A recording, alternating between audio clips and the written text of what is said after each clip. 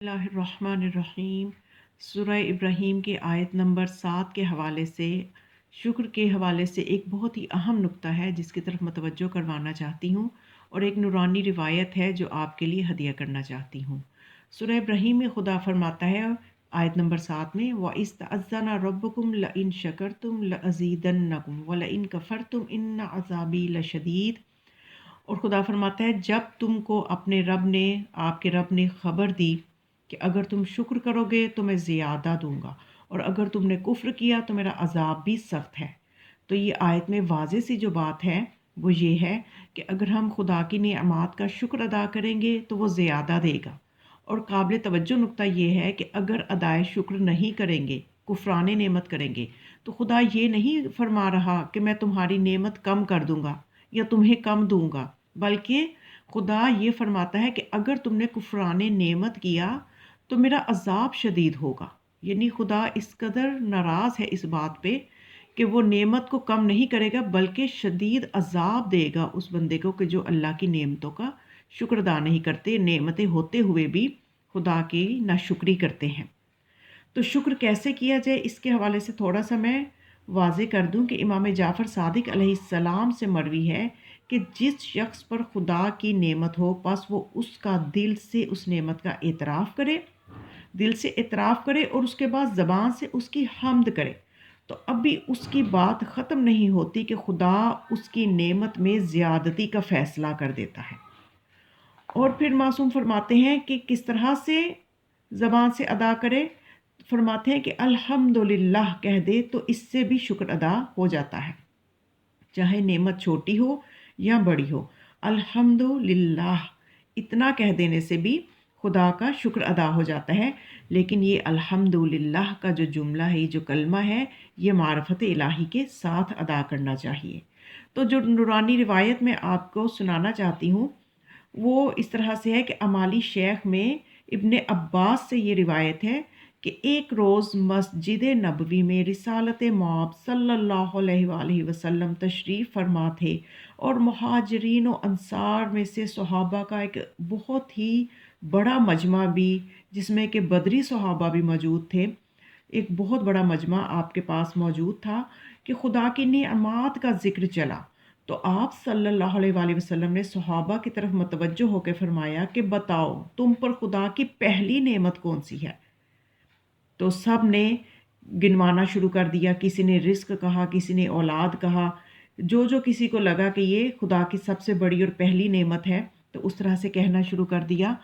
تو اس کے بعد جب سب اپنے اپنے بیان دے چکے تو پھر جناب سرور کائنات مولا علی علیہ السلام کی طرف متوجہ ہوئے اور پوچھا کہ اے علی آپ بتائیں کہ اللہ کی پہلی نعمت کون سی ہے؟ تو آپ علیہ السلام نے جواب دیا کہ میں کچھ نہ تھا اور اس نے وجود عطا فرمایا۔ اور واقعاً دیکھیے مولا کائنات کا یہ جملہ کہ پہلی نعمت کہ میں کچھ نہ تھا اور اس نے مجھے وجود عطا فرمایا، یہ بالکل خدا نے جو سورہ دہر میں، جس کو سورہ انسان بھی کہا جاتا ہے، اس میں خدا نے جو فرمایا مولا کائنات کا جو جواب ہے وہ اس آیت کے مطابق ہے کہ جس میں خدا فرماتا ہے حل اتا علی الانسان حین من الدہر لم یکن شیئا مذکورا، کہ انسان تجھے وہ وقت یاد ہے کہ تیرے پہ ایک ایسا بھی وقت آیا ہے کہ تو قابل ذکر شے نہیں تھا، کہ انسان ابھی قابل ذکر شے نہیں تھا اس وقت۔ تو وہ زمانہ بھی انسان پہ تھا کہ انسان کو وجود عطا کیا اور اسے قابل ذکر بنایا۔ تو اس طرح سے جب مولا کائنات نے یہ جواب دیا کہ یہ اللہ کی سب سے بڑی نعمت ہے، تو پھر آپ نے پوچھا کہ اے علی دوسری نعمت کون سی ہے؟ تو آپ نے جواب دیا کہ اس نے مجھے زندگی بخشی۔ آپ نے فرمایا تیسری نعمت کون سی ہے؟ تو مولا نے فرمایا کہ اس نے مجھے اچھی شکل و صورت عطا کی۔ آپ صلی اللہ علیہ وآلہ وسلم نے فرمایا کہ چوتھی نعمت کون سی ہے؟ تو مولا کائنات علی بن ابی طالب علیہ السلام نے جواب دیا کہ اس نے مجھے فکر کرنے والا بنایا، غافل نہیں بنایا۔ پھر آپ نے فرمایا کہ پانچویں نعمت کون سی ہے؟ تو آپ نے فرمایا سوچنے کی قوت عطا فرمائی۔ پھر آپ نے فرمایا کہ چھٹی نعمت کون سی ہے؟ تو آپ نے فرمایا کہ اس نے مجھے اپنے دین کی ہدایت کی کہ میں گمراہ نہیں ہوں۔ پھر آپ نے فرمایا ساتویں نعمت کون سی ہے؟ تو مولا نے جواب دیا کہ اس نے میرے لیے بعض گشت بنائی ایسی باز گشت بنائی، یعنی ایسی لوٹنے کی جگہ بنائی کہ جہاں فنا نہیں ہوگی، یعنی آخرت۔ اور یعنی دیکھیے، غور کرنے کی بات یہ ہے کہ مولا کائنات جو نعمتیں درجہ بدرجہ گنوا رہے ہیں، یہ اصلاً نعمتیں ہی یہ ہیں۔ ہم صرف مادی نگاہ سے دیکھتے ہیں تو ہمیں نظر آتا ہے کہ جس کے پاس دولت زیادہ ہے وہ خدا کی نعمت سے سرفراز ہے، یا جس کی اولاد زیادہ ہے، یا جس کا گھر بڑا ہے۔ ہم اپنی چھوٹی فکر کے ساتھ انہی چیزوں میں رہتے ہیں، جبکہ جس امام کے ماننے کے دعوے کرتے ہیں، اس امام کی سوچ دیکھیے کہ مولا درجہ بدرجہ جو نعمتیں گنوا رہے ہیں وہ کس پائے کی نعمتیں ہیں، کہ ساتویں نعمت مولا فرماتے ہیں وہ آخرت، وہ باز گشت کہ جہاں لوٹ کر جانا ہے، وہ بھی اللہ کی نعمت ہے۔ کس حوالے سے نعمت ہے؟ کہ وہ ہمیشہ رہنے والی جگہ میں اللہ نے مجھے لوٹا دینا ہے۔ اور پھر آپ نے پوچھا کہ آٹھویں نعمت کون سی ہے، تو آپ نے فرمایا مجھے آزاد بنایا، غلام نہیں بنایا۔ پھر نویں نعمت کون سی ہے؟ تو فرمایا کہ اس نے آسمان اور زمین اور اس کے درمیان کی تمام چیزیں میرے لیے پیدا کی۔ پھر دسویں کیا نعمت ہے جب آپ نے پوچھا، تو مولا نے فرمایا کہ اللہ نے مجھے مرد اور حاکم بنایا، عورت نہیں بنایا۔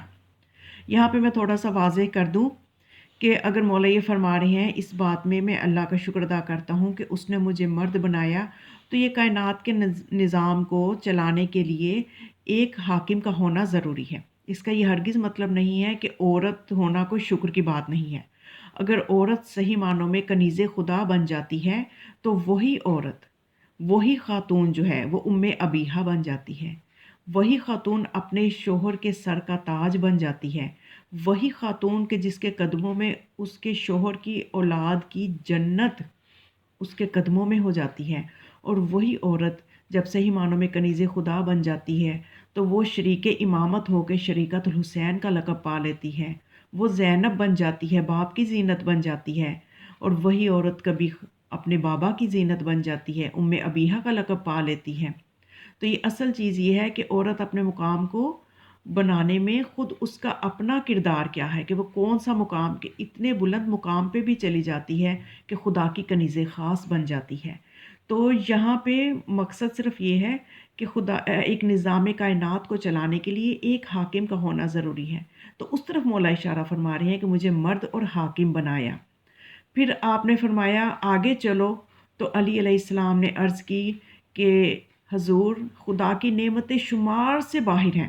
پس جناب رسول خدا صلی اللہ علیہ وآلہ وسلم مسکرائے، ہنس پڑے اور فرمایا کہ تجھے یہ علم و حکمت مبارک ہو، اے علی تجھے یہ علم و حکمت مبارک ہو، تو ہی تو میرے علم کا وارث اور میری امت کا معلم ہے۔ جو تیری اتباع کرے گا وہی صراط مستقیم پر ہوگا، اور جو تجھے چھوڑ دے گا وہ ذلیل ہوگا۔